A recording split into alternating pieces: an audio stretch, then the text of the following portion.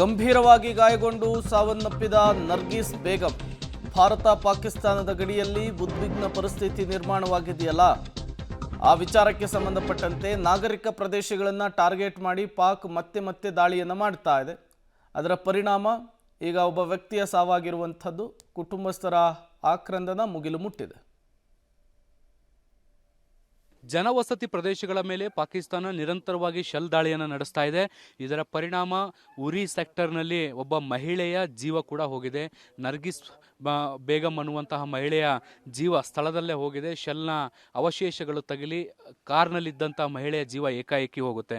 ನೋಡಿ, ಕಳೆದ ದಿನ ರಾತ್ರಿ ಏನು ಪಾಕಿಸ್ತಾನ ಶೆಲ್ನ ದಾಳಿಯನ್ನು ನಡೆಸುತ್ತೆ, ಆ ಸಂದರ್ಭದಲ್ಲಿ ಇಡೀ ಕುಟುಂಬ ಒಂದು 11ರಿಂದ 12 ಜನ ಈ ಸ್ಕಾರ್ಪಿಯೋ ಮೂಲಕ ಉರಿಯ ಬೇಂಡಿ ಅನ್ನುವಂಥ ಪ್ರದೇಶದಿಂದ ಅವರು ನೇರವಾಗಿ ಬಾರಾಮುಲ್ಲಾಕ್ಕೆ ಬಂದು ಅಲ್ಲಿ ಕುಟುಂಬಸ್ಥರ ಮನೆಯಲ್ಲಿ ಆಶ್ರಯವನ್ನು ಪಡಿಬೇಕು, ತಾತ್ಕಾಲಿಕವಾಗಿ ಅಲ್ಲಿರಬೇಕು ಅನ್ನುವಂಥ ಕಾರಣಕ್ಕೆ. ಯಾಕೆಂದರೆ ಭಾಳ ದೊಡ್ಡ ದಾಳಿ ಆಗ್ತಾ ಇದ್ದಂಥ ಹಿನ್ನೆಲೆಯಲ್ಲಿ ಅಲ್ಲಿ ಇರುವಂಥದ್ದು ಸೇಫ್ ಅಲ್ಲ ಅನ್ನುವಂಥದ್ದು ಮನವರಿಕೆ ಆಗಿತ್ತು. ಹೀಗಾಗಿ ಈ ಒಂದು ಕಾರನ್ನು ಬಳಸ್ಕೊಂಡು ಅವರು ಅಲ್ಲಿಂದ ಬಾರಾಮುಲ್ಲಾಕ್ಕೆ ಬರುವಂಥ ಪ್ರಯತ್ನವನ್ನು ಮಾಡ್ತಾರೆ. ಎಲ್ಲರೂ ಕೂಡ ಕಾರ್ನ ಒಳಗಡೆ ಕೂತಿರ್ತಾರೆ. ಅವ್ರು ಬಂದು ಅಲ್ಲಿಂದ ಬಹುಶಃ ಬೇಂಡಿ ಅನ್ನುವಂಥ ಗ್ರಾಮದಿಂದ ಒಂದು 2 ಕಿಲೋಮೀಟರ್ ದೂರ ಬಂದಿರಲಿಕ್ಕಿಲ್ಲ. ಬರ್ತಾ ಇದ್ದಂತೆ ಕಾರ್ನ ಮೇಲೆ ಆ ಒಂದು ಶೆಲ್ ದಾಳಿ ಆಗುತ್ತಲ್ಲ, ಅದರ ಒಂದು ಪಾರ್ಟ್, ಒಂದು ತುಣುಕು ಈ ಕಾರ್ನ ಮೇಲೆ ಬೀಳುತ್ತೆ. ಅದರ ಫೋರ್ಸ್ ಎಷ್ಟಿದೆ, ಅದರ ರಭಸ ಎಷ್ಟಿದೆ ಅನ್ನೋಂಥದ್ದನ್ನು ನೋಡಿ ನೀವು.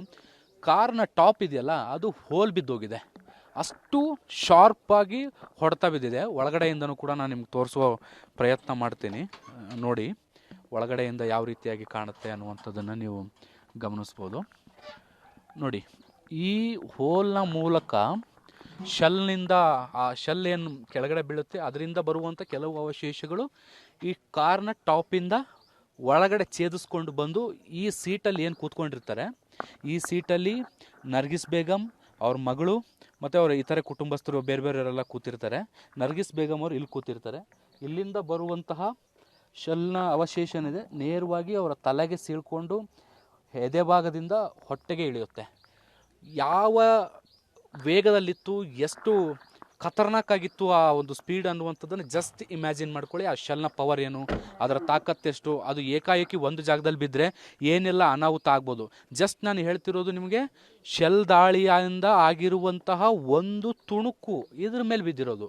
ಅದರಿಂದ ಒಂದು ಜೀವ ಏಕಾಏಕಿ ಹೋಗಿದೆ. ಅದ್ರ ಪಕ್ಕದಲ್ಲೇ ಅವ್ರ ಸಹೋದರಿ ಕೂತಿರ್ತಾರೆ. ಅವರು ಸೀರಿಯಸ್ ಇಂಜುರಿ ಆಗ್ತಾರೆ. ಇಲ್ಲಿ ಅವ್ರಿಗೆ ಆ ಅವಶೇಷ ಬಂದು ಸಿಗಾಕೊಳ್ಳುತ್ತೆ. ಅವರು ಸೀರಿಯಸ್ ಇಂಜುರಿ ಆಗಿದ್ದಾರೆ. ಈಗ ಅವರು ಆಸ್ಪತ್ರೆಯಲ್ಲಿ ಟ್ರೀಟ್ಮೆಂಟ್ ತೆಗೆದುಕೊಳ್ತಿದ್ದಾರೆ. ಅವರ ಮತ್ತೊಬ್ಬರ ನರ್ಗಿಸ್ ಬೇಗಂ ಏನಿದ್ದಾರೆ ಅವರು ಸ್ಥಳದಲ್ಲೇ ಸಾವನ್ನಪ್ತಾರೆ. ನರ್ಗಿಸ್ ಬೇಗಂ ಅವ್ರಿಗೆ ಟಾಪಿಂದ ಸೀಳ್ಕೊಂಡು ಇಲ್ಲಿಗೆ ಹೊಡೆದು ಇಲ್ಲಿಂದ ನೆಕ್ಸ್ಟು ಎದೆಗಿಳಿಯುತ್ತಂತೆ ಅವರ ಕುಟುಂಬಸ್ಥರು ಹೇಳೋ ಪ್ರಕಾರ.